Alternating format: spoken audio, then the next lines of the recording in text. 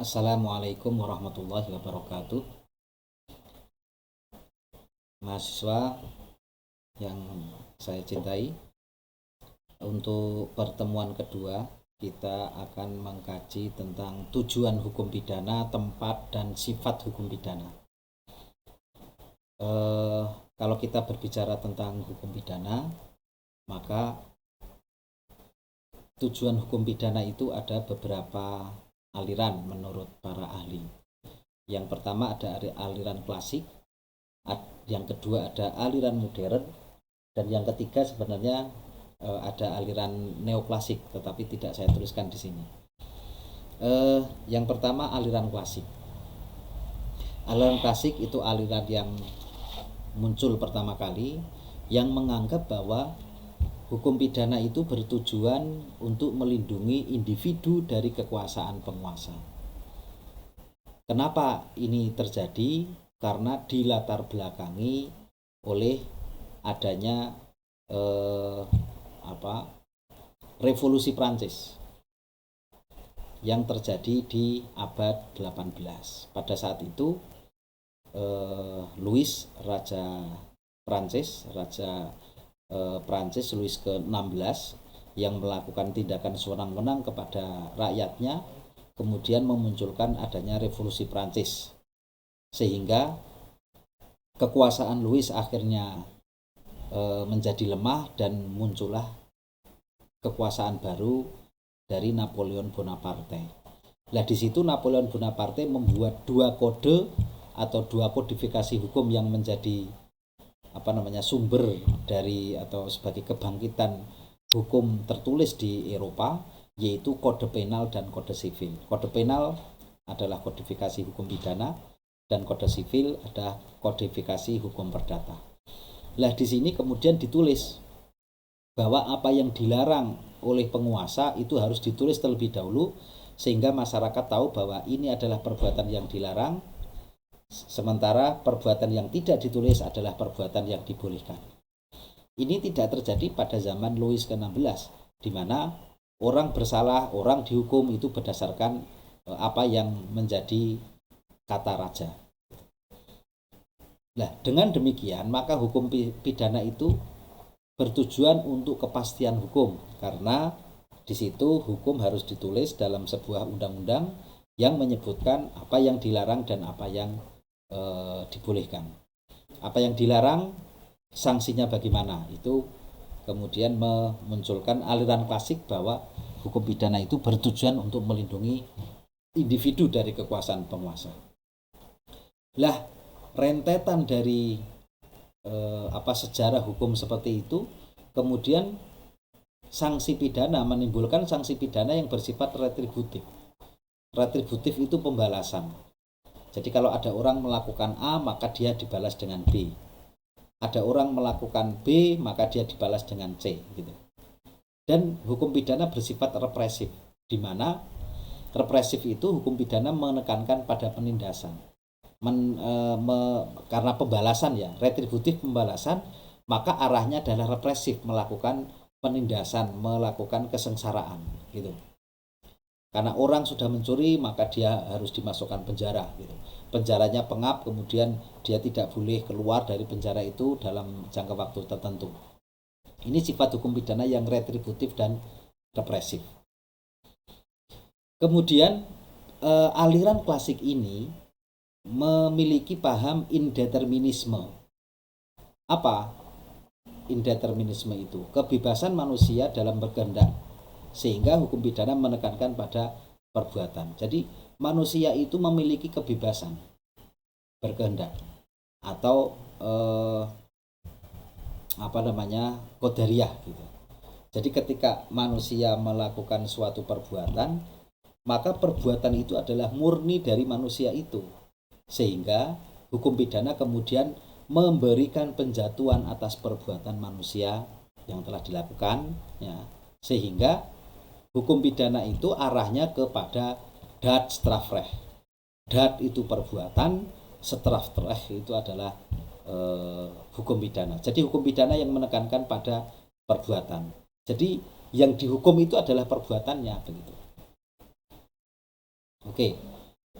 Kemudian aliran klasik ini memahami bahwa sanksi tunggal berupa jenis sanksi pidana itu menjadi satu corak utama atau single track system. Ada orang bersalah, maka dia diberikan sanksi. Gitu. Sanksinya berupa sanksi pidana. Tidak ada upaya-upaya yang lain. Ini single track system. Berarti nanti ada double track system juga, di mana ketika ada orang melakukan tindak pidana, dia dikenakan sanksi, tetapi dia juga harus melakukan tindakan-tindakan lain. Itu double track system. Kemudian aliran klasik ini berpijak pada 3 asas utama. Yang pertama adalah asas legalitas. Apalah asas legalitas nanti akan kita sampaikan dalam perkuliahan berikutnya. Ada asas kesalahan atau asas kulpabilitas.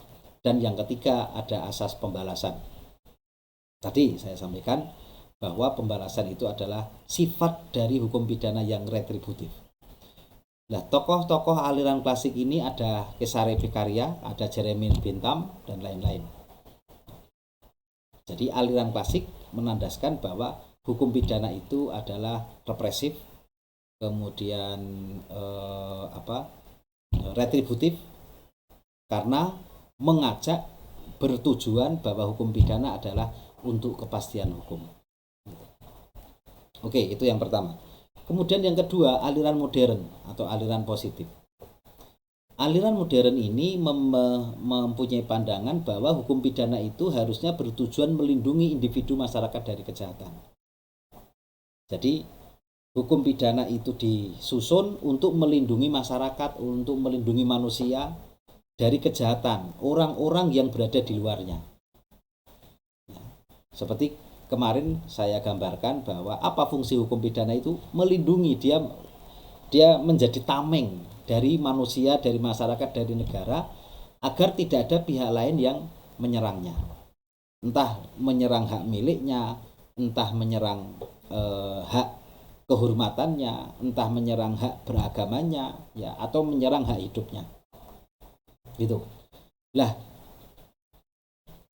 aliran modern atau aliran yang positif ini dipengaruhi oleh teori-teori positivisme di dalam hukum. Ya, ada teori misalnya yang disampaikan oleh Lombroso, ya. Ini di dalam kriminologi, ya. Ada teori biologi kriminal, ya. Jadi dia ingin mencari sebab kejahatan itu menggunakan ilmu alam dengan maksud mempengaruhi pelaku kejahatan secara positif sejauh dapat diperbaiki. Jadi ini seperti yang disampaikan oleh Lombroso dalam teori biologi kriminal, seorang penjahat itu mempunyai ciri-ciri fisik tertentu. Ya, ada rambutnya bentuknya seperti itu, dagunya bentuknya seperti itu, matanya bentuknya seperti itu. Itu kemudian dijadikan kesimpulan oleh Lombroso. Ini seorang dokter di Italia yang menghadapi jenazah-jenazah para mafioso. Itu kemudian dia meneliti bahwa ternyata bentuk kejahatan itu, seorang penjahat itu mempunyai ciri-ciri fisik tertentu.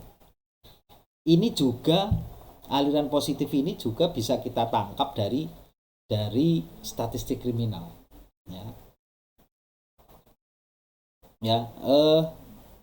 Quetelet itu melihat bahwa ya di dalam aliran positif itu misalnya gini, 1 tambah 1 2, 2 tambah 2 3, 2 tambah 2 4 gitu. Di dalam melakukan penjelasan tentang kejahatan pun sama. Seperti tadi Lombroso bahwa bahwa bentuk tubuh manusia itu disimpulkan dapat mempengaruhi kejahatan. Bentuknya seperti ini, maka dia berpotensi melakukan kejahatan. Nah, gitu. Ini teori-teori positif. Sebagaimana statistik kriminal pun sama. Jadi statistik kriminal kan sama, ya. Jadi dia menghitung tentang kriminal atau kejahatan yang terjadi di suatu masyarakat, suatu wilayah.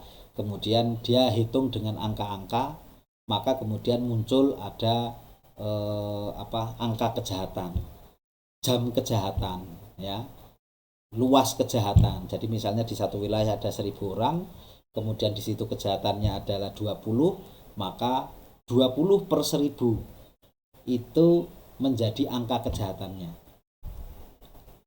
Ini menyimpulkan dari data statistik. Ya walaupun mungkin itu dibantah. Statistik itu kan yang tercatat, yang tidak tercatat lebih banyak lagi kejahatan yang terjadi di masyarakat. Nah, hukum pidana berorientasi pada pelaku, der strafrecht. Pada aliran modern ini berbeda dengan aliran klasik. Aliran klasik menetapkan atau berorientasi pada perbuatan manusia ya, itu klasik. Sementara kalau yang modern ini berorientasi pada pelaku atau dedernya. Kalau tadi dat itu perbuatan, sementara kalau deder itu pembuatnya atau pelakunya. Kemudian aliran modern atau aliran positif ini berpijak pada 3 pilar. Yang pertama, hukum pidana itu memerangi kejahatan. Yang kedua, hukum pidana itu memperhatikan ilmu lain, ya. Tadi ada ilmu statistik, ada ilmu biologi, ya, ilmu dokteran. Dan yang ketiga, hukum pidana itu adalah ultimum remedium. Apa hukum pidana ultimum remedium? Bahwa hukum pidana itu merupakan obat terakhir, merupakan sarana terakhir dalam memerangi kejahatan atau perbuatan yang menyimpang.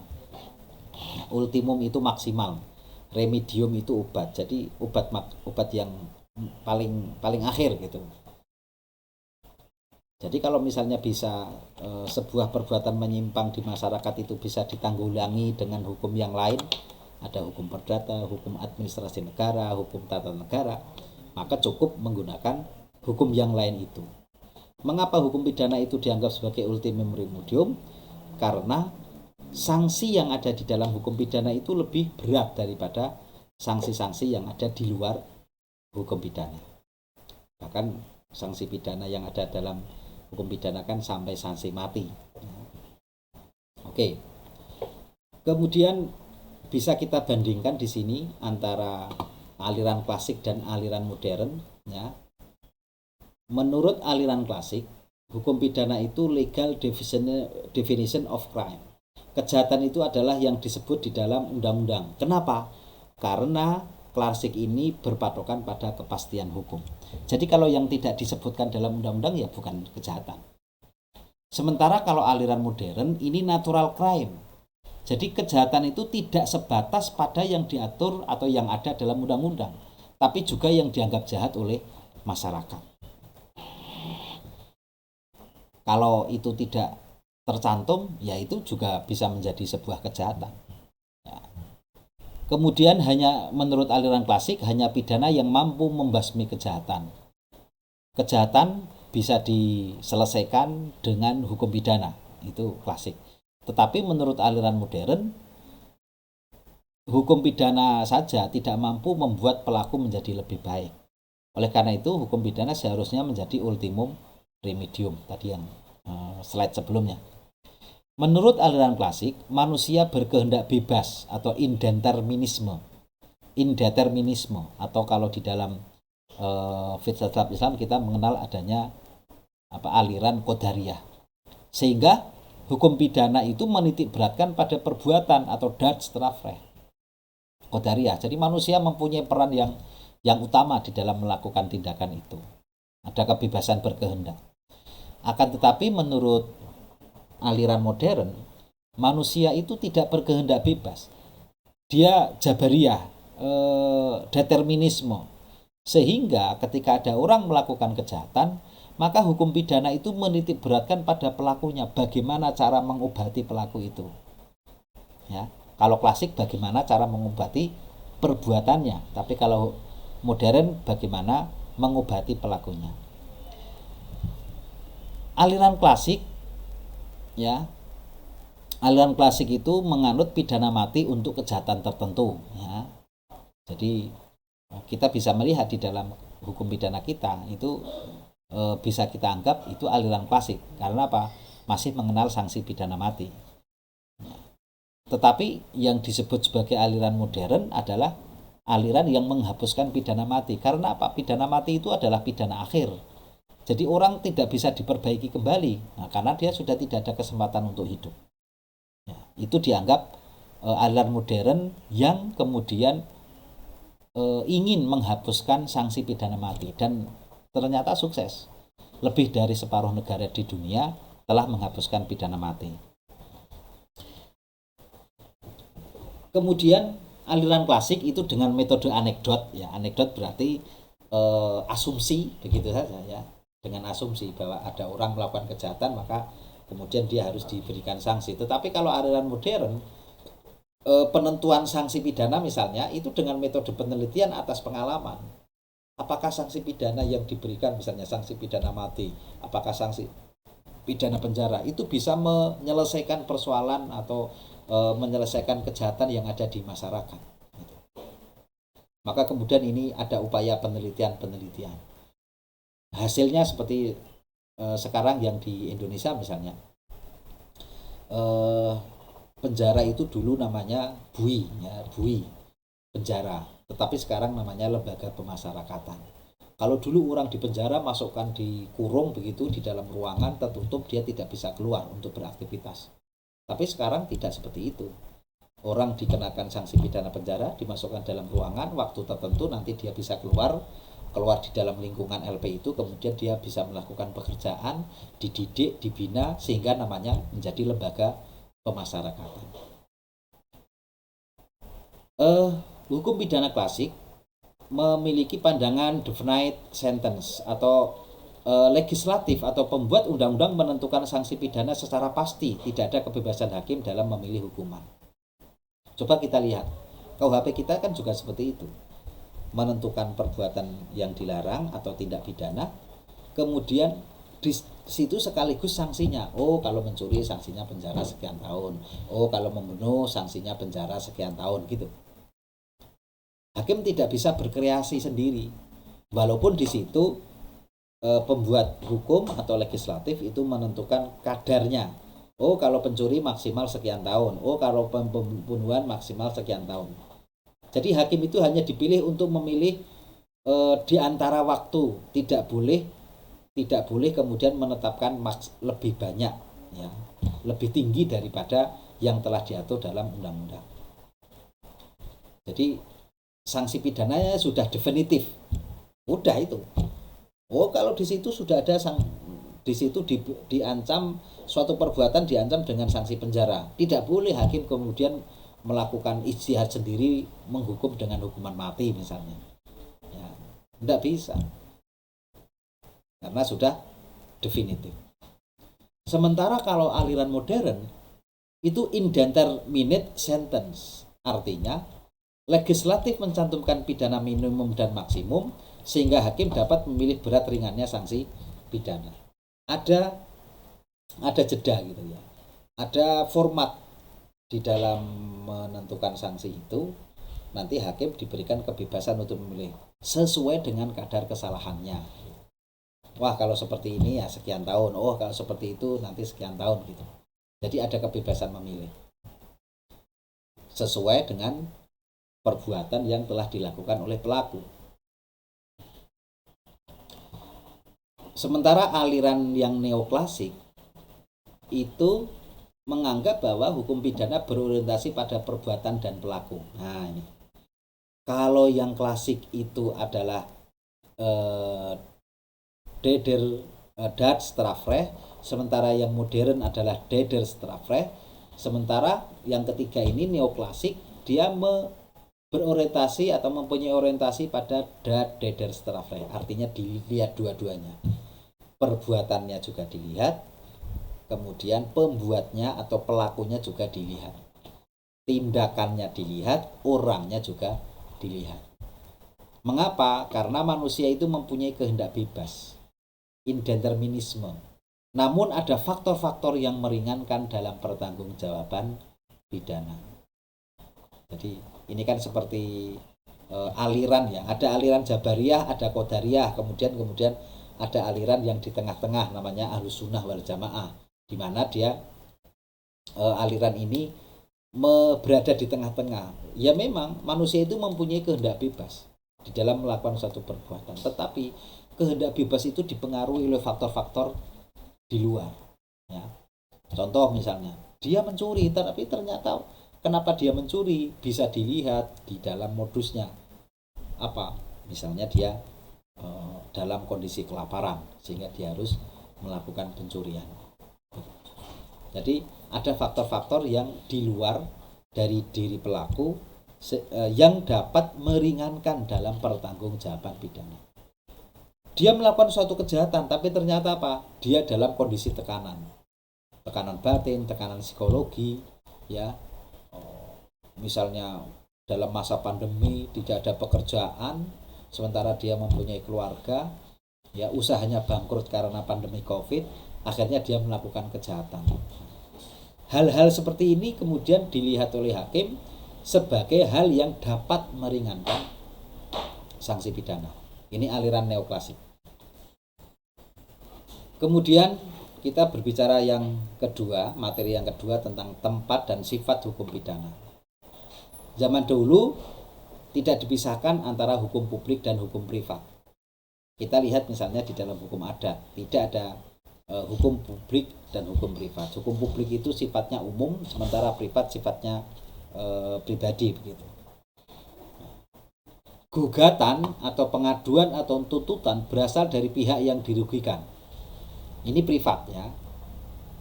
Negara hadir jika ada gugatan pengaduan dari pihak yang dirugikan. Ini zaman dulu. Zaman dulu itu orang dirugikan, ya, itu kemudian negara hadir setelah ada pengaduan dari orang yang dirugikan, dari korbannya, ya. Sehingga ada pernyataan wo kein klager is kein Richter. Jika tidak ada aduan maka tidak ada hakim. Jadi hakim itu, ya, seperti kita lihatlah, hakim itu dia diadakan karena ada gugatan. Itu zaman dulu. Penghakiman yang dilakukan oleh Nabi pun sama. Nabi ketika ada sahabatnya yang mengadu karena dia menjadi korban, kemudian mengadu, Nabi kemudian memutuskan ini hukumannya, ini bentuk tindakannya, begitu. Ini zaman dulu. Tetapi pada saat ini hukum pidana adalah kepentingan umum, sehingga ditarik oleh negara menjadi hukum publik.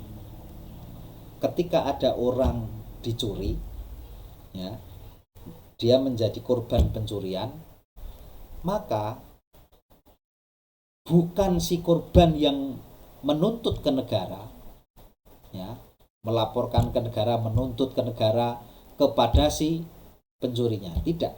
Tapi negara hadir dan mewakili individu yang dirugikan dalam penuntutannya. Orang menjadi korban pencurian, maka kemudian melalui proses namanya proses sistem peradilan pidana, ada kepolisian, ada kejaksaan, itu wakil-wakil negara. Kemudian ada hakim yang memutuskan, di situ negara hadir menjadi wakil dari korban. Jadi dalam tindak pidana pencurian kan korbannya ada, tapi kenapa yang menuntut itu jaksa? Itu jaksa sebagai wakil dari negara, mewakili negara, menuntut, ya, kepada si pelaku pencurian karena dia telah melakukan tindak pidana itu. Jadi negara mewakili kita. Karena seperti itulah kemudian hukum pidana itu sifatnya publik, hukum publik. Ini berbeda dengan hukum perdata. Hukum perdata itu sifatnya privat. Jadi kalau misalnya ada gugatan waris, sengketa tanah, sengketa jual beli, sewa menyewa, ya, maka si korbannya tadi yang dirugikan langsung melakukan gugatan ke pengadilan, gitu. Si orangnya sendiri, ya. Mengapa orangnya sendiri? Karena negara tidak hadir di situ. Dia menjadi orang korban, ya, menjadi korban atau orang yang dirugikan. Dia menuntut, dia menggugat sendiri atas tindakan orang lain yang merugikan, gitu. Negara tidak hadir. Terserah nanti hakimnya nanti memutuskan bagaimana. Mengapa? Karena dalam hukum perdata sifatnya adalah privat, pribadi. Negara hadir dan mewakili individu yang dirugikan dalam penuntutannya. Itu kalau di dalam hukum pidana. Dalam hukum perdata tidak. Ya, kecuali di dalam delik aduan ya, ada beberapa delik atau tindak pidana yang itu sifatnya delik aduan, negara hadir kalau ada orang yang mengadukan. Gitu. Jadi kalau delik aduan itu berdasarkan pengaduan, kalau delik biasa itu berdasarkan pelaporan. Contoh pelecehan pencemaran nama baik. Maka negara hadir kalau orang yang dicemarkan kemudian melakukan pengaduan. Tapi kalau yang dilecehkan namanya, yang dihina namanya kemudian diam saja, ya negara tidak hadir untuk mewakili. Itu yang disebut sebagai delik aduan. Lanjut. Hukum pidana itu sebagai hukum publik. Negara mewakili individu yang dirugikan dalam menuntut dan menjatuhkan sanksi pidana. Nah, ini ya. Yang menuntut ya, negara itu mewakili individu yang dirugikan, menuntut jaksa dan menjatuhkan sanksi pidana hakim. Nah, menurut Van Bamelen, hukum pidana itu sama seperti hukum yang lain, tetapi dari satu segi dia menyimpang dari hukum lain. Karena apa? Karena hukum pidana itu seperti pedang bermata dua. Pedang tapi dua sisinya itu sama-sama tajam. Ketika dia ketika dia mempertahankan hak, melindungi hak orang lain, tajam satu sisi, tapi sisi yang lain dia ternyata juga tajam di sisi yang lain. Apa artinya? Dia melindungi hak orang lain dengan cara merugikan atau dengan cara mengurangi hak orang lain, yaitu penambahan pemberian penderitaan dengan sengaja. Ada orang mencuri ya, ada orang mencuri. Siapa yang dilanggar haknya? Korban. Ya, pencuri kemudian dimasukkan ke lembaga pemasyarakatan, dimasukkan penjara. Maka dimasukkan penjara itu juga dianggap membatasi hak kemerdekaan dari pelaku. Itulah yang disebut sebagai pedang bermata dua. Menegakkan hak orang lain dengan cara mengurangi hak seseorang. Itu pedang bermata dua. Oleh karenanya hukum pidana itu harus ultimum remedium, obat terakhir, sarana terakhir jika hukum yang lain tidak mampu mengatasi masalah. Itu tadi di awal sudah saya sampaikan tentang ultimum remedium ini. Oke, demikian penjelasan saya tentang tujuan, tempat, dan sifat hukum pidana sebagai pengertian dasar awal untuk kita memahami hukum pidana lebih baik. Demikian, mohon maaf atas kekurangan. Kita akhiri dengan bacaan hamdalah. Alhamdulillahirabbil alamin. Assalamualaikum warahmatullahi wabarakatuh.